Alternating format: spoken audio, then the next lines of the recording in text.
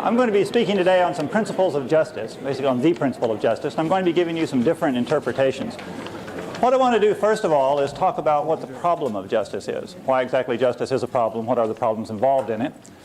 Then I want to give you some competing theories and conceptions of justice. One conception versus another conception. And then I want to kind of end up with some very general reflections on the role of justice in healthcare and our society. And one of the questions I think we ought to begin with, and I'm going to return to it at the very end of the lecture, is the question of whether or not we really have a healthcare system based on justice, or rather, whether we have a healthcare system that is a patchwork of various political compromises that's not based on justice at all, but just based on what we can put together at any given time, depending on who happens to be in power. Does justice really play a role in our current system of healthcare delivery? Well, in order to know that, of course, we can know what justice is, and that's what we're going to be looking at right now. So just as a quick definition, let's just start off with the most obvious thing. Justice is when everyone gets their due, or as you might put it, justice is when everybody gets what's coming to them. Okay? The question, of course, is what is due to people here? Now, one of the most influential books on justice in the last, 100 years has been a book by John Rawls called A Theory of Justice, and other like classics, in which Rawls begins the book by telling us something very striking about this principle. That this principle, he says, is the first virtue of social institutions. That no matter how efficient or elegant or in keeping with our traditions any social institution may be, if it is unjust, it must be reformed or abolished. Let me repeat that. It's rather striking. Unlike all these other principles that Beecham and Childers have told you you've got to kind of weigh against each other, Rawls says you don't weigh justice. It's the first virtue. Justice is to institutions as truth is to theory. Right? No matter how elegant your theory is, no matter how helpful it is, if it's false, it's got to be reformed or abolished. You might say that in matters of theory, right, for every complex question in life, there's an easy, obvious answer, right, which is wrong. So no matter how simple or elegant your theory may be, if it's not true, it has to be abolished. No matter how elegant or efficient an institution may be, if it's unjust, it must be abolished. Now note, the problems of justice in healthcare are particularly vexing because of different social goals that we have. In particular, 4 competing social goals. I want to mention these right at the outset before we talk a little bit more about what justice is. First, one of the things we'd like in our healthcare system is to provide the best possible care. We want to provide the best care that we can to the individuals in it. On the other hand, we'd also like to be able to provide equal care. It's clear that you can't provide the best care and equal care. We also want to preserve, in our particular arrangement, freedom of choice on the part of both the healthcare consumer and the healthcare provider. Yet you obviously can't provide the best care, preserve equality, and allow freedom of choice. And then finally, of course, we want to contain costs. We want the best care possible, but we don't want to pay for it.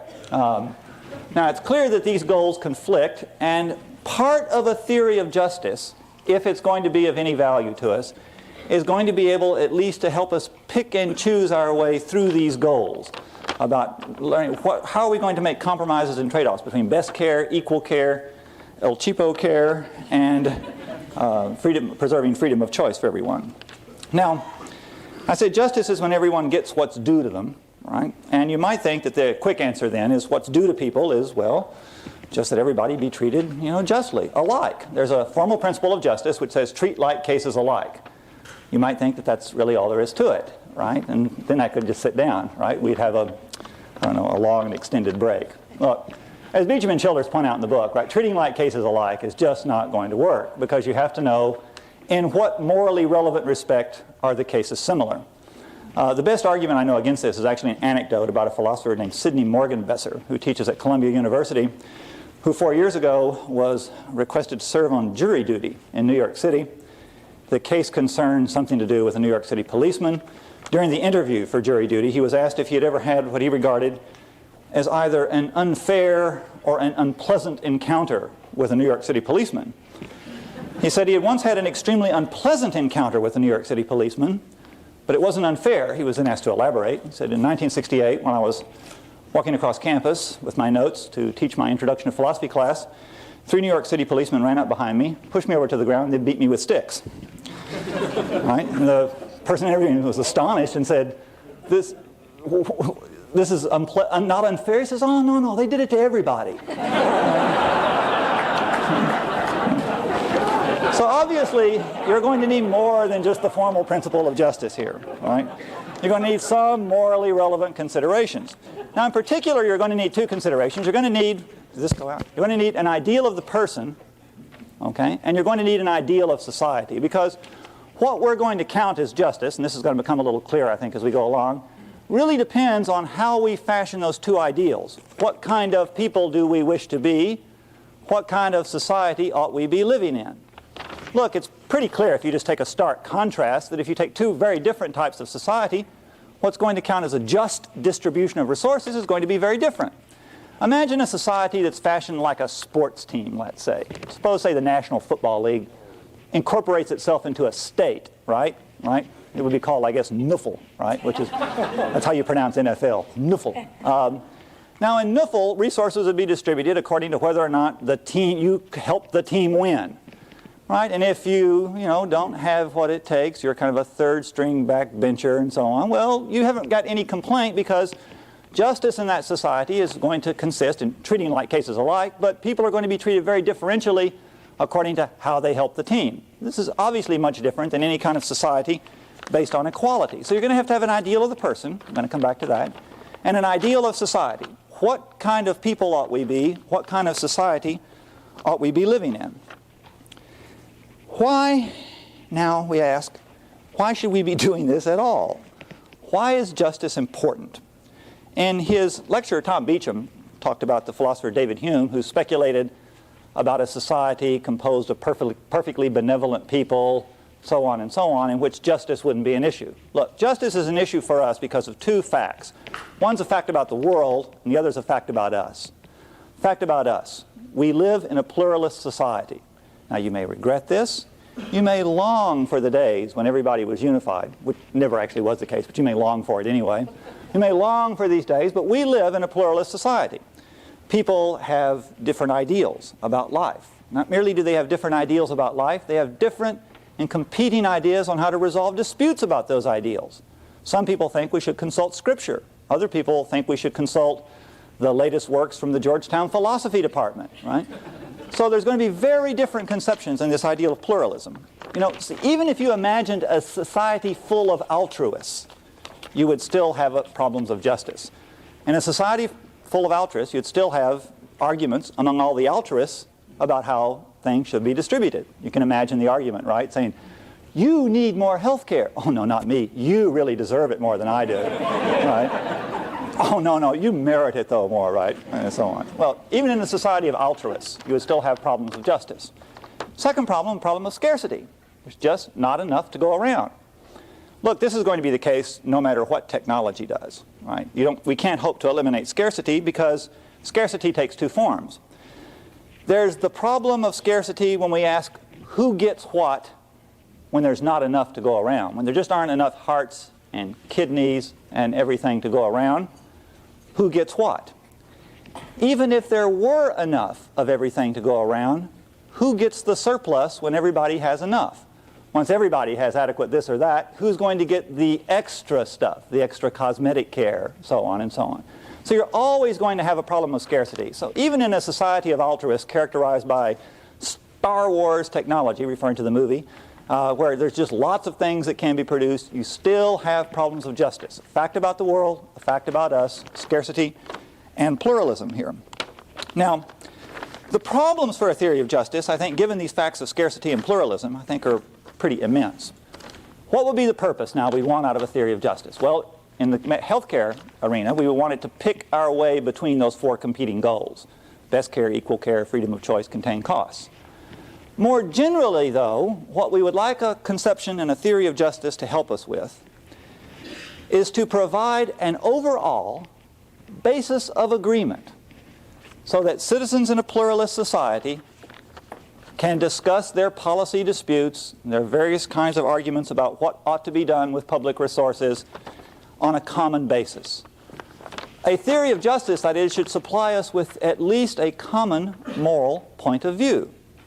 This is why one of the reasons why Justice, Rawls thinks, has priority. It's going to be very difficult to get a common moral point of view on a lot of other things, given the fact of pluralism, given the fact that we come from different religious traditions, we have different ideals about what the good life is.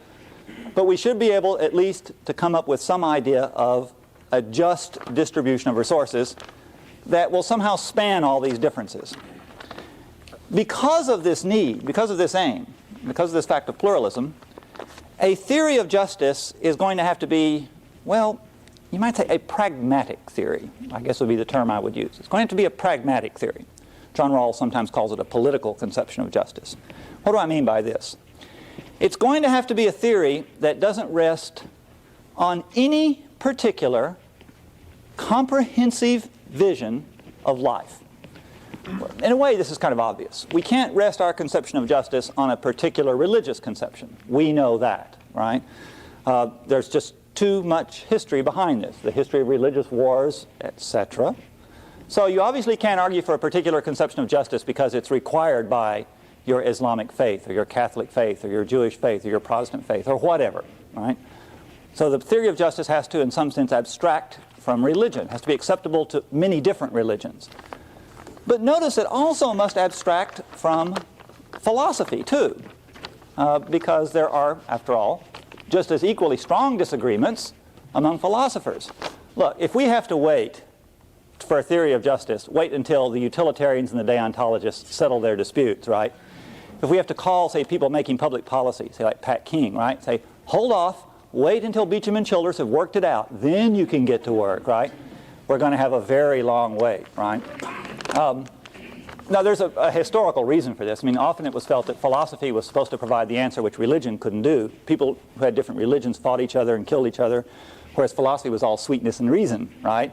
Anybody who's ever attended a departmental meeting in an academic institution know that it's not all sweetness and light and reason, right? One hesitates to think what they would look like if the participants were armed, right? So you don't want a comprehensive conception to rest on. So it's got to be a pragmatic conception.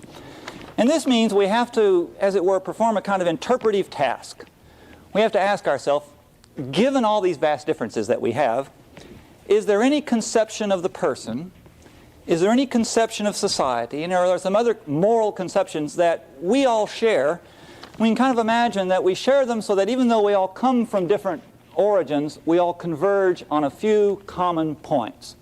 So even though we come from different religious and even anti-religious backgrounds, we can converge and believe on certain points and believe that such and such, right, is a moral conception on which we can agree and on which we can base a theory of justice. And this is going to be in part a kind of interpretive task. Not so much an argumentative task, but an attempt to kind of elicit these moral ideals that are implicit in our culture here. Well, that sets the stage, okay? That's part one. What are the problems of justice? What is justice? Let's get down to the kind of the nitty-gritty here.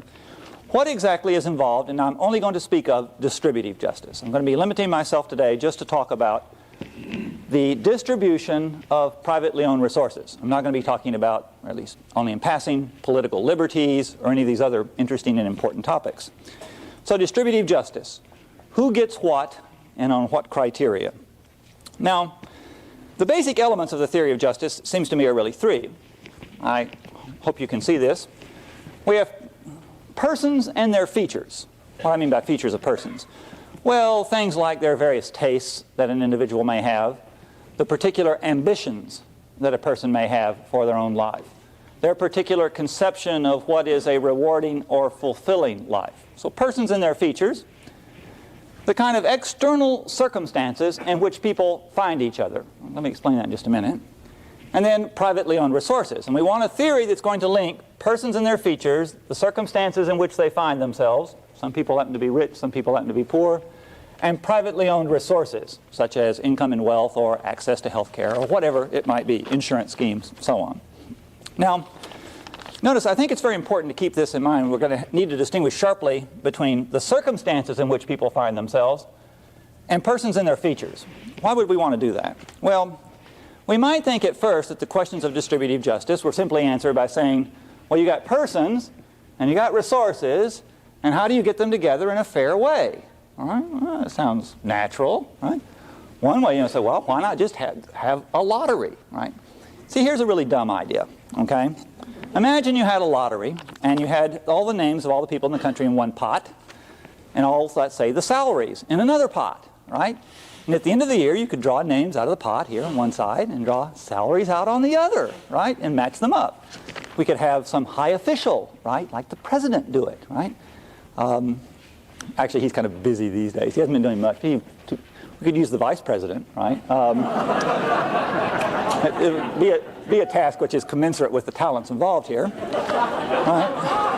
So you imagine now, right, our vice president, right, finding his way to the room, and he'd draw a name out, right? Well, he might draw a name out of the pot and says, Donald Trump. Very good. Draw another name out. $18,500. Oh, too bad, Donald, right? So on. Go gold plate another mall somewhere and come back next year. Now, this is a genuinely stupid idea. Although, in this town, that doesn't usually disqualify it from serious consideration.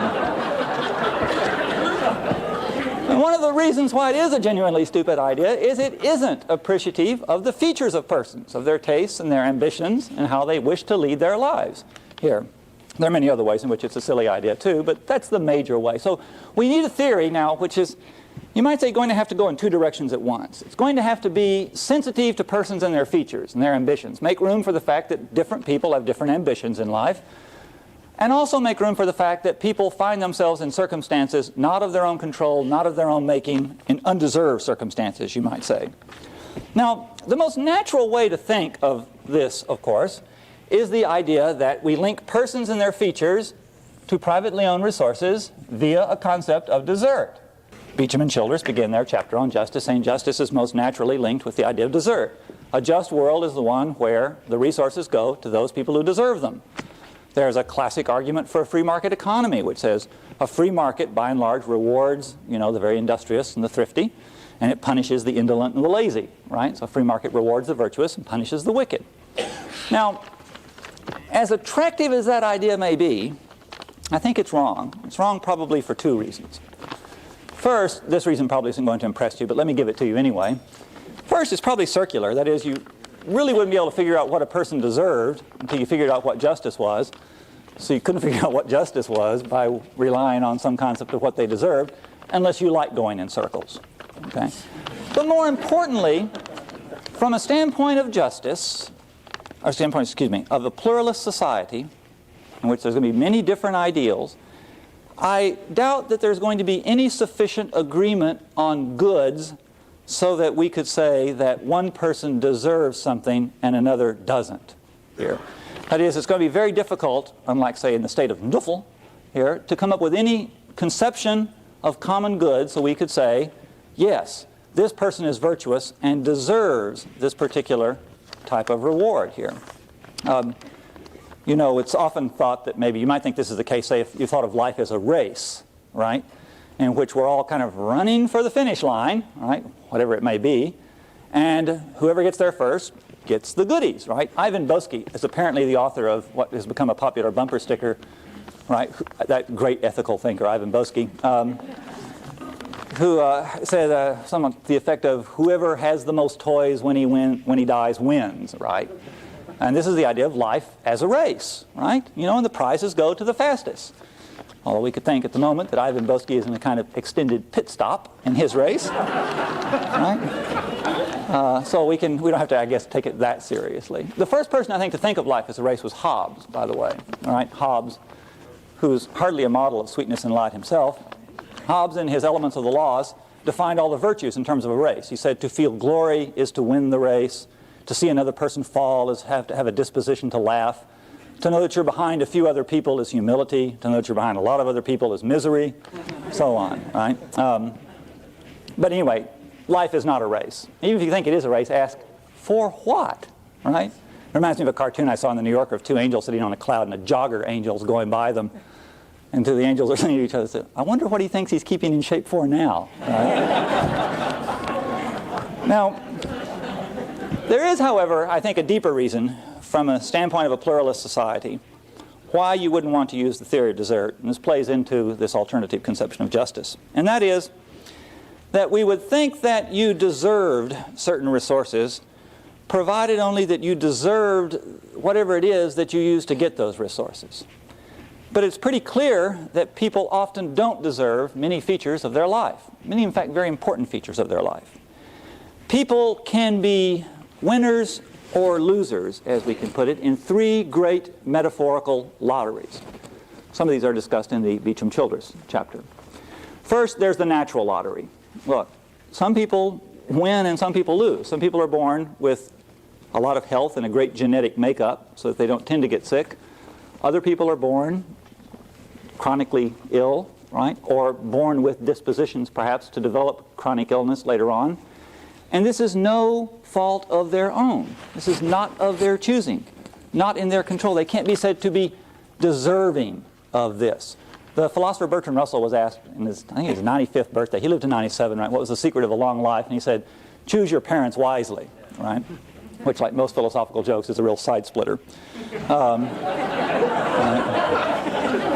But of course the idea is you can't do this, right? You know, the fact of the matter is there are just certain features of the natural lottery. You just don't choose that part of the natural lottery. Therefore, the fact that I may have certain resources coming my way because I won in the natural lottery and you lost surely can't mean that I deserve those any more than I deserve to win the Maryland or the DC lottery.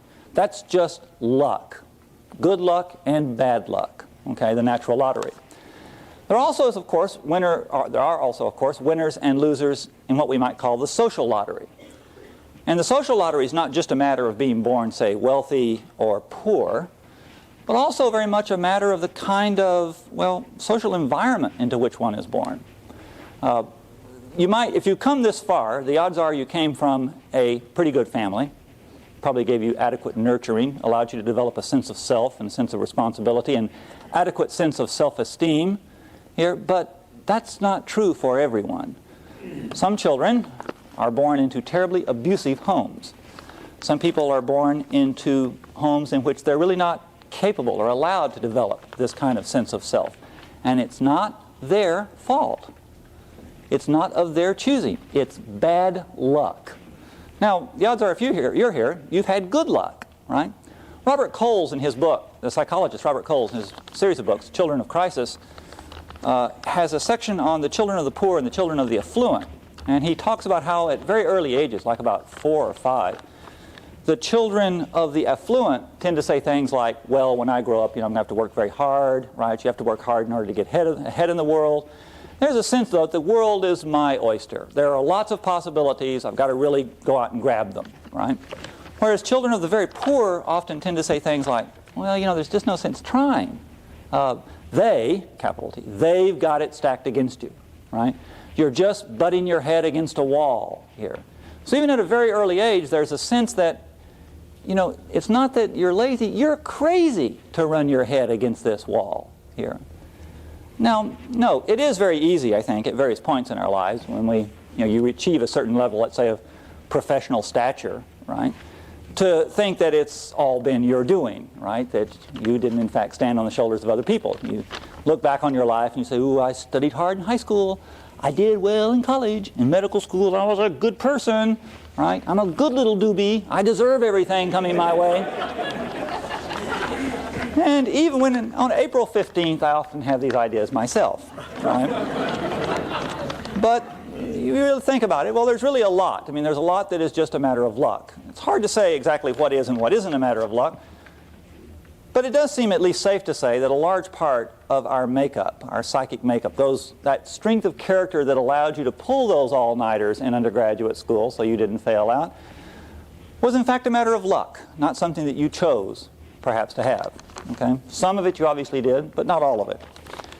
Finally, there's a matter of what we can call winning and losing in the opportunity lottery. It's one thing to win the natural lottery and win the social lottery, but if there are no great opportunities, there's really nothing to do it with. Napoleon, who is no slouch at these matters, once said that ability without opportunity is nothing, right? And he's right. Think of how the matters of luck involved simply in being at the right place at the right time. Take Stephen Jobs, right? an icon to young entrepreneurs. The founder of Apple Computer Company, who then got booted out of Apple Computer Company, and now started another computer company. One of the world's wealthiest guys, right? Well, he happened to be lucky. I mean, here he was, he dropped out of school, spent most of his time making illegal devices to use to make long-distance phone calls on the old AT&T system, which was a federal crime. Almost got caught several times. This is by his own account, right? This is a person writing his memoirs when he's 25 or something. And at the same time that AT&T is trying to track him down, right, because he's making these little illegal boxes to make free phone calls, and he's breaking into the computer labs at UCLA to play around on the computers, which is also illegal. The Defense Department decides to buy microchips by the boxcar load, thereby driving the price down from several $1,000s to a couple of $100s. And there's this opportunity that Jobs seizes. Had the Defense Department not decided to do that, as a matter of fact, if Boyce at Intel hadn't invented the microchip, or if AT&T had been a little more vigilant and nabbed him, right, in the right time, Steve Jobs would not be this great icon. He instead would probably be sitting in, well, he wouldn't be sitting in jail anymore. He'd be out on good behavior. But one doubts that he'd be the CEO of Next Computer Company. Look, opportunity is very important. Imagine, say, Pete Rose. Pete Rose has been in the news a lot lately. Imagine, say, take the talent that Pete Rose has. Now, Pete Rose is a good example of a guy with a lot of ambition, right? And he's, his nickname was Charlie Hustle because he played more than he had talent, right? So you might say, well, this is really good. We ought to reward him disproportionately. But now imagine, see, Pete Rose has a very peculiar talent, right? You can take a stick carved out of a tree, right? And a little leather ball, you can take it and it can curve in on him and he can hit it 1/3 of the time, right? Nice talent, right? Imagine an identical character, let's call it Petrus Rosa, right? Living in the waning days of the Roman Empire, right? Bringing all his friends over, like Marcus Aurelius, saying, watch what I can do. So, curve the ball around here, right? 1/3 of the time I can hit it. So, great, Petrus, right? Too bad there's not a game of professional baseball yet, right? You were born 1,700 years too early, okay? So it's very important that you have the right opportunities present here. Okay, so people can win or lose in the natural lottery, the social lottery, and the opportunity lottery. Because of this, we might say that in fact, call these all circumstances of people, the circumstances in which people find themselves can be so undeserved as to make it seem very implausible that, given these other considerations too, the fact that life isn't a race and we have a pluralism of goods, as to make desert inapplicable for problems of justice. Now, this is not to say that desert is inapplicable for all moral areas of life, or that there aren't other areas in which we award gold medals to Olympic runners or whatever, in which desert's applicable. But for the standpoint of distributive justice, of the distribution of privately owned resources, desert won't work.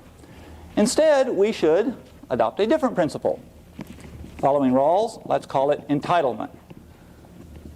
We should say rather that we will fix a set of social rules, right? A conventional set of social rules that will conventionally link persons and their features, circumstances, and privately owned resources so as to create a set of legitimate expectations. So we'll basically tell people, if you use your talents and so on in this way, you may legitimately expect the following resources, no more, no less, or whatever. And different societies are going to do it differently depending on two things now. What type of person they wish to encourage, what type of society they wish to be. Okay, well this sets, I think, as it were, kind of the elements of the theory of distributive justice. So the theory of distributive justice has to give us a set of legitimate expectations, some social rules, some entitlements that link persons and features, circumstances, and privately owned resources. Now, what type of society do we want to be? Well, it seems to me there's really three types of models that are available and that have been offered in the literature. One we can call a kind of radical pluralist or radical individualist idea. It's very analogous to the idea of being shipwrecked on an island. The basic conception in the radical pluralist model is that we, all of us here, all the nation, are bound together merely by accidents of geography and history. That is, we happen to be in the same place at the same time. It's as if we were all out sailing on our own little boats. The boats sank and we all washed up on the same island together. We're on this island together purely by accidents of history and place. Okay? Accidents of geography and history. There are no moral duties we owe to each other except perhaps the duties owed to strangers. Non-maleficence, we shouldn't intentionally harm these other people on the island. And the duty to be what Judith Jarvis Thompson calls a minimally decent Samaritan. Right? Beyond that, we really have no other moral duties to each other and no deeper ties. We might imagine over time this society developing, okay, in order to coordinate itself and become a little more organized. It develops what I have on the outline called a kind of modus vivendi, kind of a way of getting along or a mode of accommodation with each other. That is, we might imagine people adopting now a series of rules in which they agree to arbitrate their disputes with each other. The rules, okay, are simply the result of short-term political compromises. And outside of that system of rules, people have no deeper moral relations to each other. Okay, in a kind of modus vivendi, we just accommodate ourselves to each other, set up some rules such as no oranges may be picked on Thursdays, right? Whatever they may be. Speed limit 55, and our relations and our obligations to each other are thereby exhausted by the duties we owe to strangers and those rules. They're just short-term compromises, as it were. Maybe. Or we might imagine ourselves in what I have listed as a type of community. I also use a term first adopted by the British philosopher Hooker and later popularized by Rawls.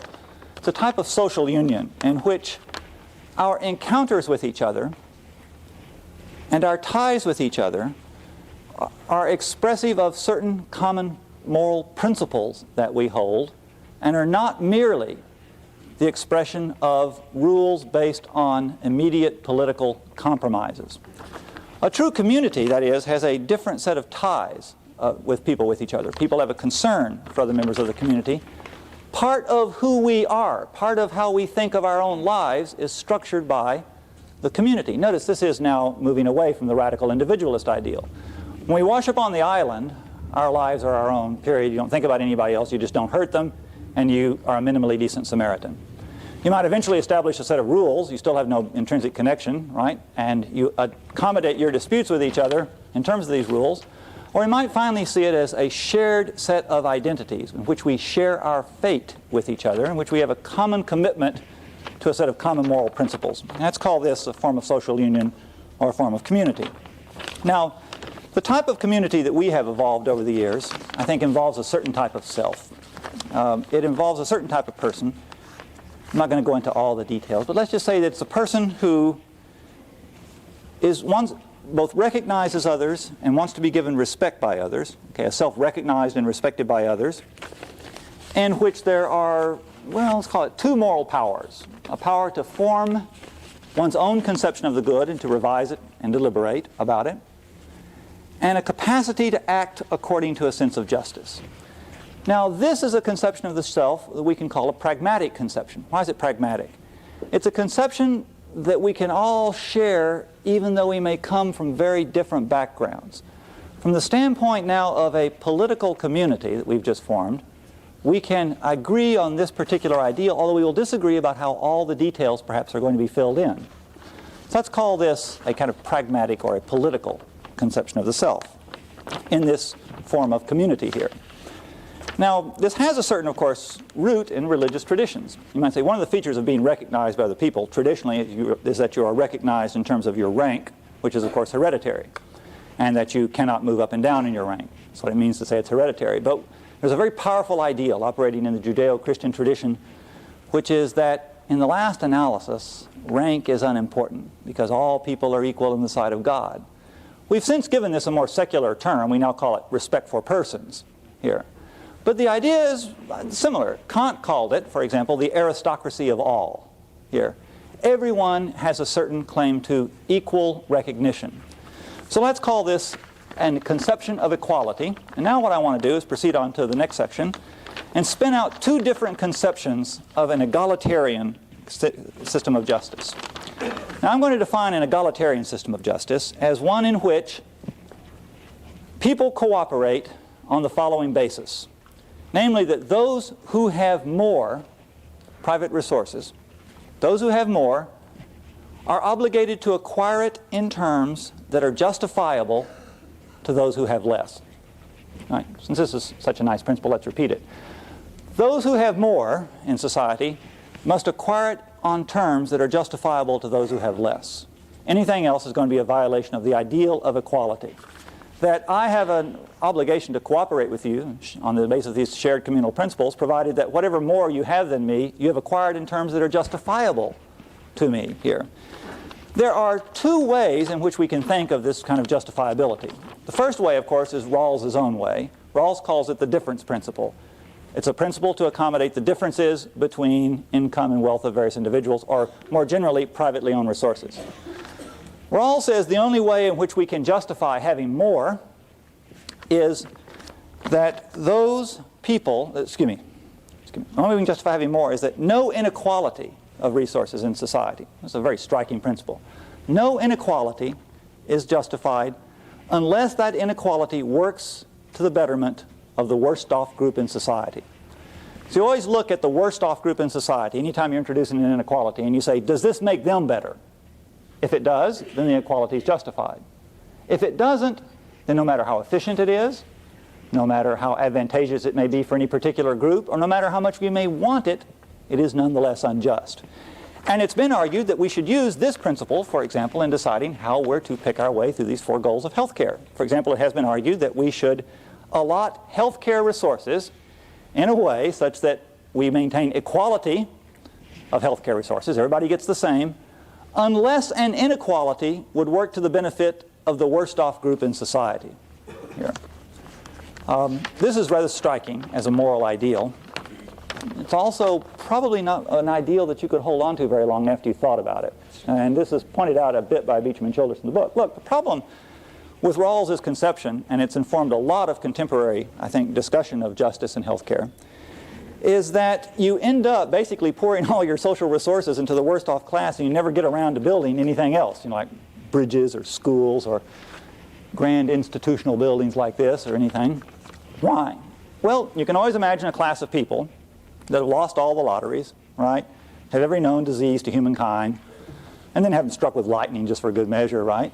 And you've got to, in order to introduce any inequality, you've got to pour all your resources. You say, well, maybe so-and-so over here should have a little more health care. Is this going to benefit the worst off group? Well, no. Pour some more in, right? And you end up pouring your entire GNP into the worst off group, and you really haven't helped them very much. But you also made a lot of other people worse off. These kinds of arguments have probably made more converts to utilitarianism, right, than all the arguments of Mill and Bentham combined. What Rawls, though, it's been argued is attempting to express, at least in the healthcare arena, is the idea that what we should do is provide a decent minimum. Kind of the idea is a floor. You have a floor here of healthcare, okay? And there are lots of other steps. You can ascend the steps, but if you fall, there's always a floor that prevents you from going any lower, right, into the basement of healthcare, I guess, okay? So you have this floor, and this floor is constituted by what's a decent minimum. The problem with a decent minimum of healthcare, the problem with the very idea, is that it is inherently unstable and really impossible to figure out, I think. I'm not going to give you much of an argument for this, but it seems to me the arguments against Rawls come back. Anytime you have a decent minimum of health care that is more than take 2 aspirin and call Pellegrino in the morning, right, you're going to have real problems with all the terrible afflictions that afflict people, terrible afflictions that happen to people here. There's no way to provide a substantive criterion of a decent minimum. Because of this, I think, see, Beecham and Childress in their section of the book, when they argue for the decent minimum, at this point do the usual, in which they say, well, of course, it's very speculative, it's very argumentative. We should leave it up to the procedures of a fair political process to decide this, right? We can't do it philosophically, all right? This is the way philosophers almost always in their papers say, I'd like to do this, but we'll have to save that for another time, right? Leave it to the fair processes and procedures of democracy. You know what that means, right? That means Congress, right? Congress is going to decide the justice and what's a decent minimum of health care. Newt Gingrich, right, is going to decide it. Okay. Right. Even if there weren't any philosophical objections, there would be aesthetic objections, right? It's like the remark by G.K. Chesterton, right, who said that democracy may not be the best form of government, but it's certainly the most amusing. Now, another alternative to the decent minimum idea is the idea of a kind of hypothetical insurance market. It's the idea that what we should do is we should take very seriously the notion that equality should be blind to circumstances, but take into account the ambitions and tastes of individuals, of persons and their features. So what we should do is come up with a principle that says, look, people have an obligation, right? In fact, people have an obligation to make choices about their lives that reflect the true cost of those choices to other people. When you procure a private good, you thereby incur a cost on somebody else who might want that good. If there's a lot of demand for that good, you raise the price of it. You have to, in a conception of equality, you have to ask, what costs do we impose on each other when we consume various private goods? And in a fair society, people will consume no more than their fair share of resources. And how do you decide what people's fair share of resources is?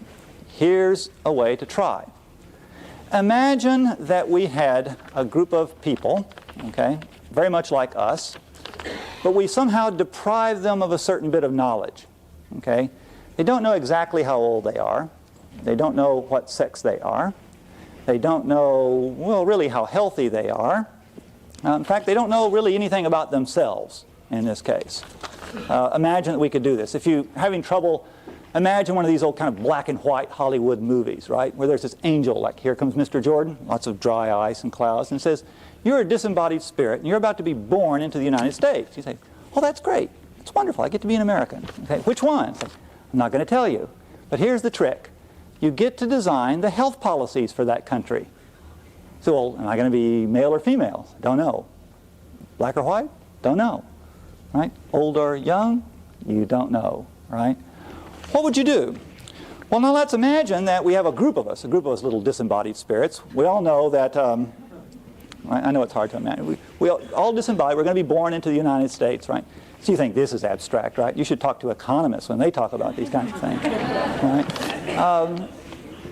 And we ask ourselves, what would we design? Well, one of the things we might want to do is we might say, look, you know that there are certain probabilities of certain things happening to you. We're going to start out with equal resources. We're going to give you each X amount of dollars or clamshells or whatever. Start out with equal resources and ask, well, what type of insurance would you take out in an ideally competitive market? Ideally competitive market is one with pure rationality, perfect competition, no transaction costs. This is an economist notion. Like I say, these are the people who really don't know what they're talking about. But in an ideal market, what types of insurance schemes would you take out? So you might say, well, I'm worried about being unemployed, obviously, so I'll take out some amount of unemployment insurance. And I'm worried about health, so I'll take out the following amount of health insurance. But I'm not going to spend all my resources on health insurance because there are other things I want to do too. After all, I don't know my various ambitions, so I want to keep a little aside. So we ask ourselves, in this situation, what would a reasonable person with the average resources that a U.S. citizen has to spend, not knowing who he or she is going to turn out to be, invest in these kinds of hypothetical insurance schemes? Once we determine this, and this is a matter, by the way, of economic theory. This is a matter that really isn't part of philosophy so much, but in terms of policy planning, we'd actually try and sit down and do the kinds of efficiency economics that economists do so well. Figure out what a reasonable person would invest in all this, making large assumptions all the while about what a reasonable person is. It's a very large set of assumptions. And then we mimic those hypothetical insurance markets through a scheme of taxation, through a scheme of income taxation, so as to give people what they would have purchased had they participated in this hypothetical insurance market. Now, this is much better than the minimum floor idea, and it's also much better than the Rawlsian difference principle, because it is very sensitive to persons and their features. Okay? That is, it recognizes that people have different ambitions, different tastes in life, and it simply asks, what is the minimum that a reasonable person, knowing that he or she is going to have different ambitions and different tastes, would take out? It also doesn't have the kind of heavy weightedness towards very conservative decision making, since you know the real probabilities that a Rawlsian difference principle would have. If that last sentence didn't make any sense to you, as they often say to people in a jury, strike it from your minds, all right? If you can't strike it from your minds, then ask Madison Powers about it, because he understands all these things, right?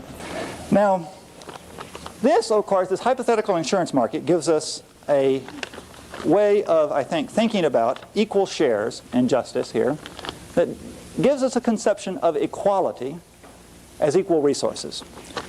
I want to talk very briefly now about an alternative conception, the libertarian conception.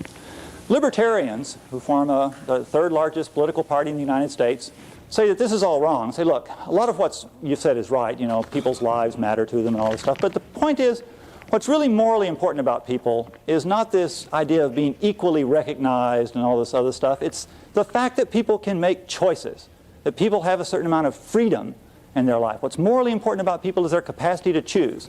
And thus the principle of distributive justice that we have should be, from each as they choose, to each as they are chosen.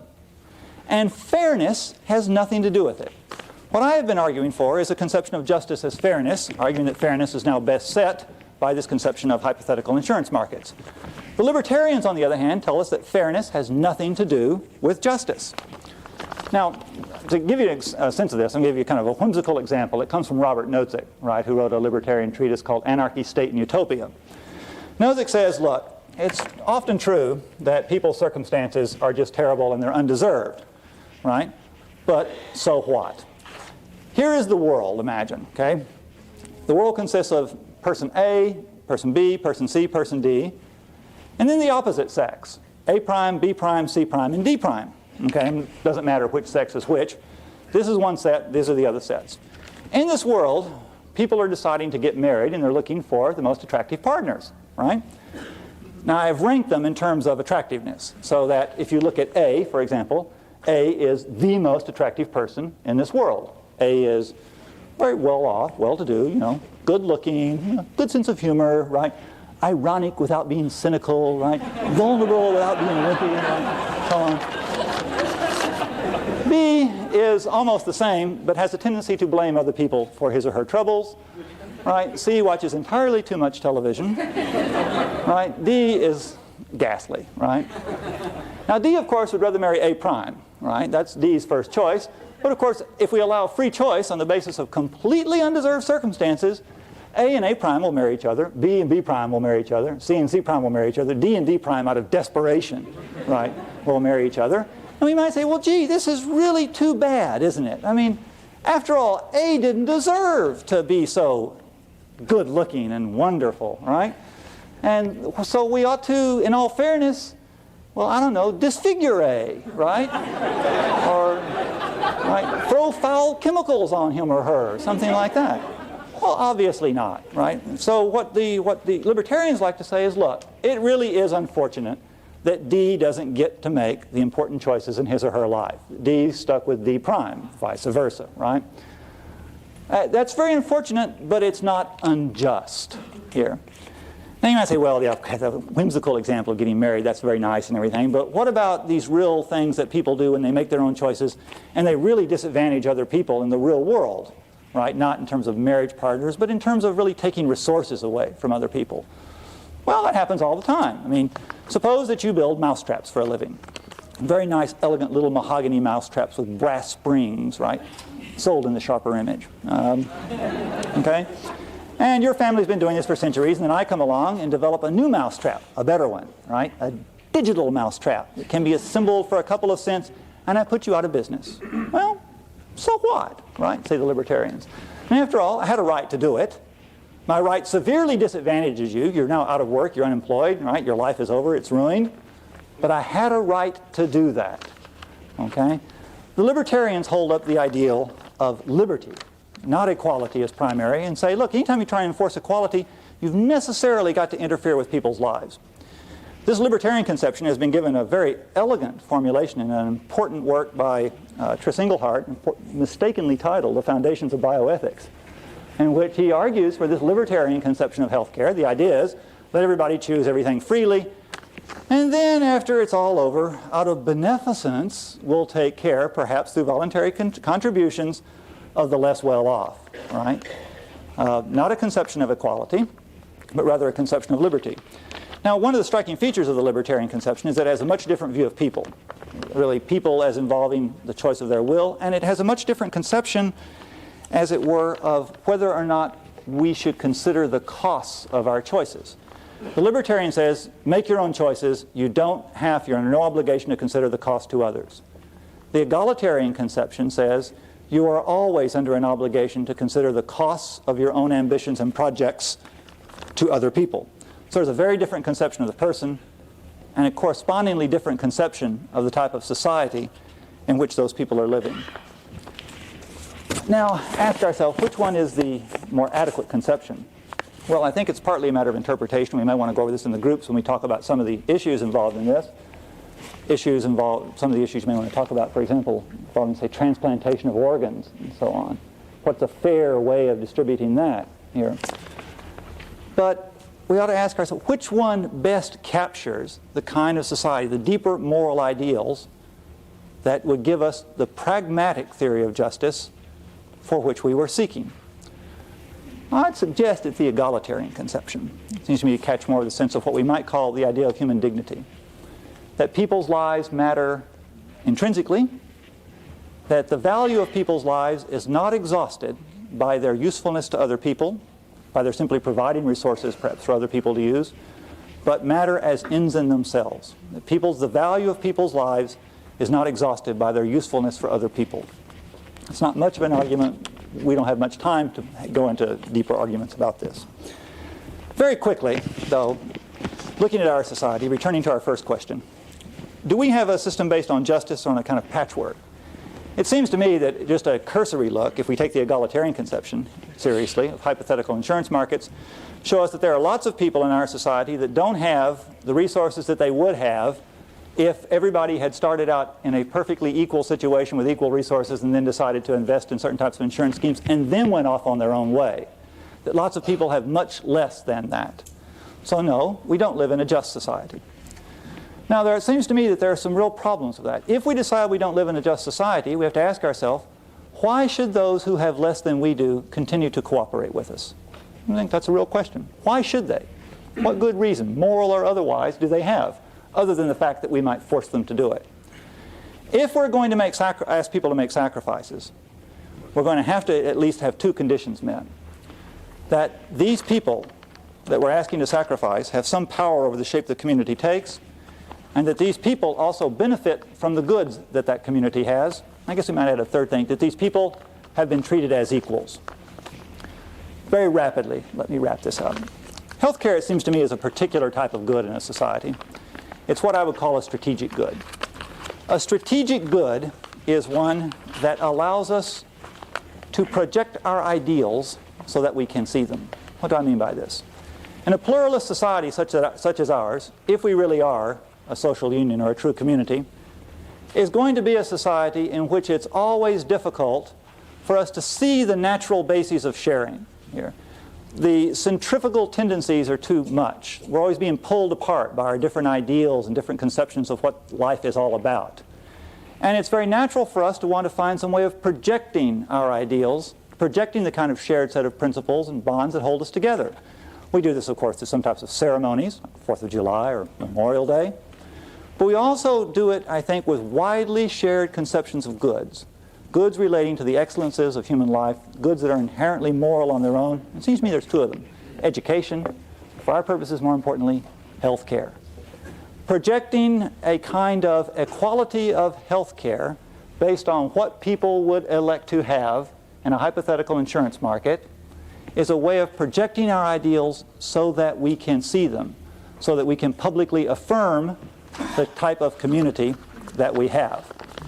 One question which this doesn't answer, of course, is, well, what types of goods should be produced? After all, I've only been talking up to now about what types of goods should be distributed. That, of course, is an issue for another day.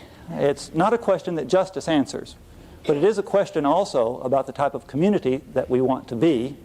It's one of the questions that Leroy Walters is going to be talking about a bit too.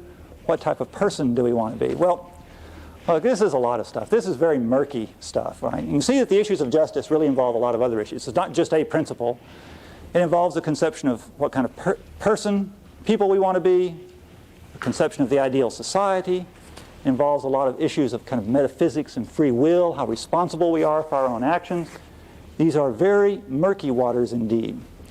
I hope I haven't made them any more muddy than they already are, and I thank you very much for your patient attention. Thank you.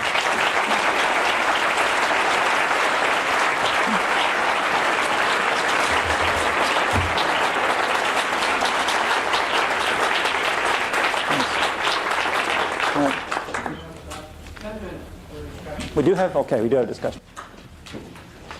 One question I have relative to your issue of justice in society. The traditional role of a physician or a healthcare provider is to the individual patient. Yeah. Now, how do you deal with the conflicting issues there? For example, the issue of transplantation of organs and the cost of these organs, society versus the individual. Okay, that's a good question. The issue was, how do I... Purple haze, right? How do I deal with issues such as transplantation of organs and so on, right? Well, one of the things, notice in the hypothetical insurance market, you'd ask yourself is you'd say, what are the chances, first of all, of my needing an organ transplant? That's the first question you ask. And in a competitive market, given the information we have now, what would it cost to buy insurance for that? Now note, if the insurance is terribly, terribly expensive, it may be perfectly rational for me to only buy a minimal amount of it. In which case, later, if we now mimic those hypothetical insurance markets through taxation, okay, and setting up various kinds of social programs through distribution of these resources, if later on it would have been rational for me only to purchase this amount, and now I want more, this would indeed be very unfortunate, but notice I haven't got any grounds to complain that I'm being treated unjustly at this point. See, I think one of the things that the hypothetical insurance market allows you to do is really think about the kinds of hard choices that a society has to make here. And rather than using some overall conception of general utility, let's rather ask, take a slightly more individualistic standpoint, what would rational individuals decide to insure themselves against? Now, one of the objections, which I think has to be taken seriously, is that there is no such thing as what rational individuals would insure themselves against. There is no such thing as the rational individual. And that is a serious objection. Maybe a fatal objection. Well, we do use reasonable person standards in the law. Okay? And this is admittedly speculative. But it could still well turn out that even though it is very speculative, it is better than any alternative as a way of trying to approach what this is. And one of the things we want to do is spin out to see if there really are any shared cultural conceptions of more or less what kinds of risks people want to run and what kind they don't, so on. Now, like I say, I don't want to underplay this, because what we need is about 26 more weeks to discuss the concept of risk and all this other stuff. But it doesn't strike me as a crazy idea that you could come up with at least a speculative notion based on something like a reasonable person standard of what type of insurance we would buy in this position of equality of resources, knowing the probabilities and so on. Now, note, there's one other thing I need to add about that, right, in order to eat up even more time here. You shouldn't think that all our healthcare in society is going to be exhausted by justice. If I later on need, say I get a kidney transplant and a liver transplant, and now I need a heart transplant, but as it were, my insurance has run out. I can't complain that I'm being treated unfairly. This doesn't rule out the community out of beneficence deciding to give me more than what justice requires. That's yet a separate question, okay? But at least this would be a way of fixing what a just system of healthcare allocation would be. Does that answer your question, or does that just throw more, muddy water on it? Okay, you yelled about this.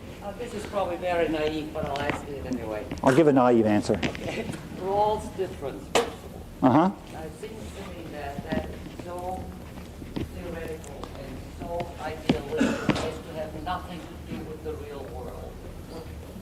Well, the question is, Rawls is the difference principle. It's so theoretical, so idealistic, so as to have nothing to do with the real world.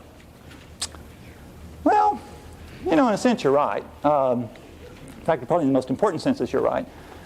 In the sense that if we really took the difference principle seriously, we would end up throwing an enormous amount of social resources, okay, into the worst off group and really never have anything left over for any of these other kinds of social ideals. What Rawls's difference principle, more charitably put, what Rawls's difference principle is an attempt to do is to provide some kind of expression for what it means to say that those who have more in society have to gain it on terms justifiable to those who have less here.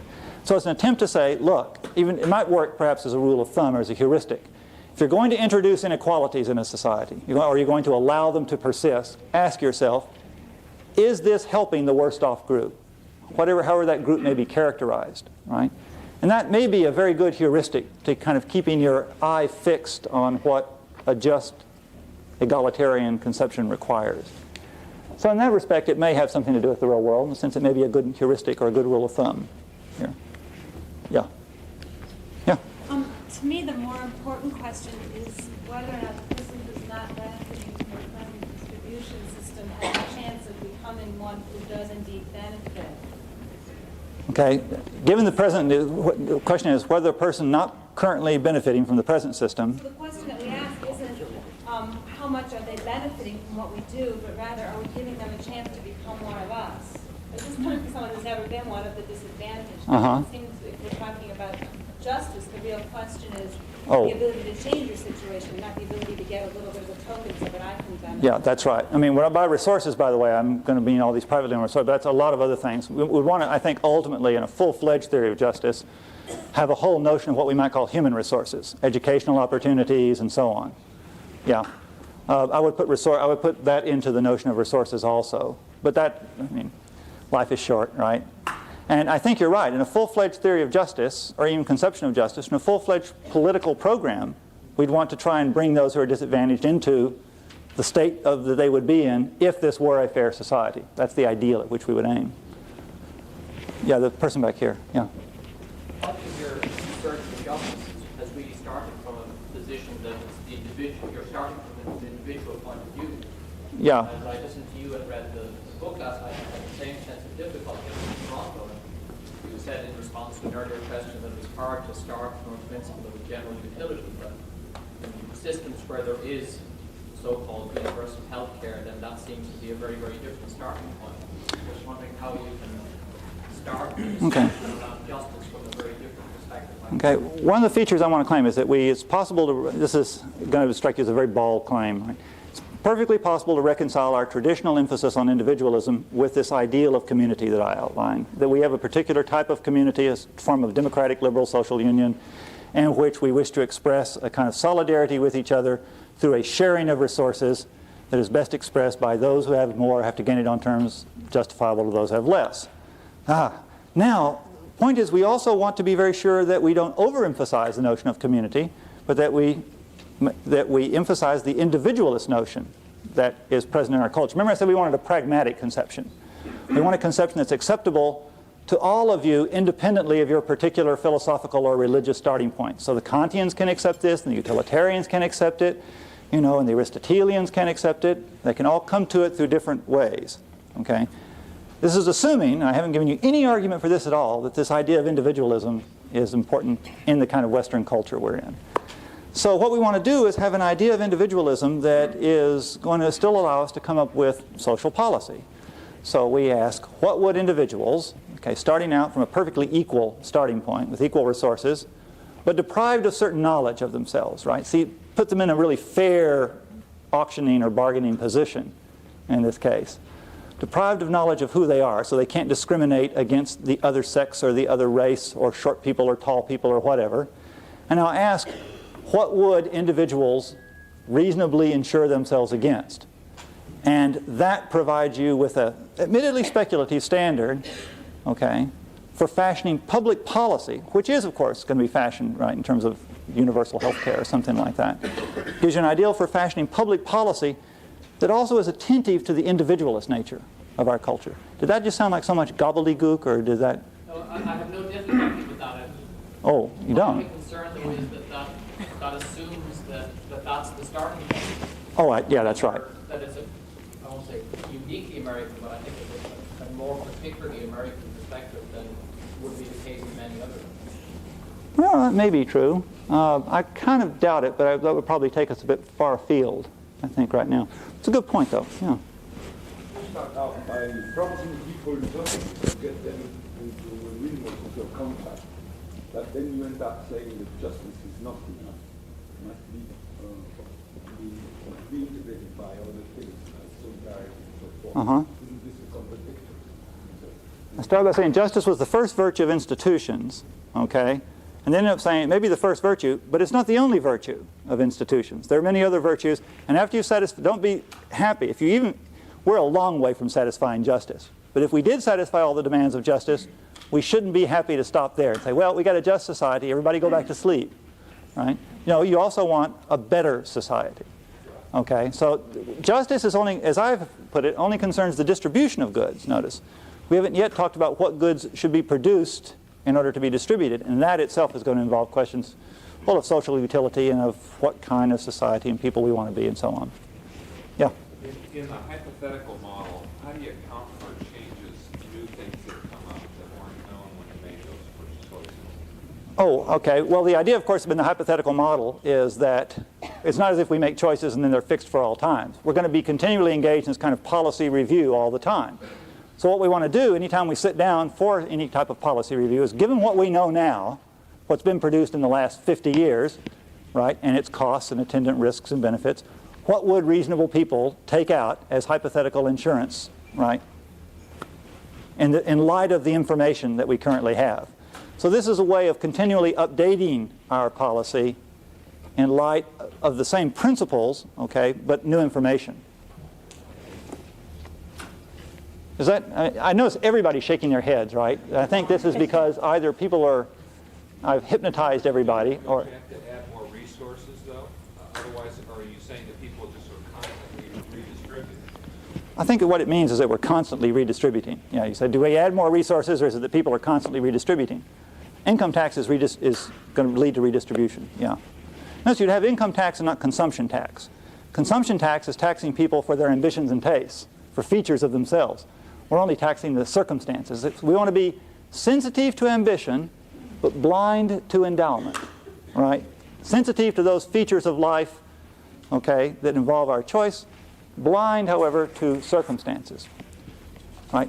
God fixes the span of our lives, and Leroy fixes the span of our lectures. So I see that mine is over. All right, thank you very much.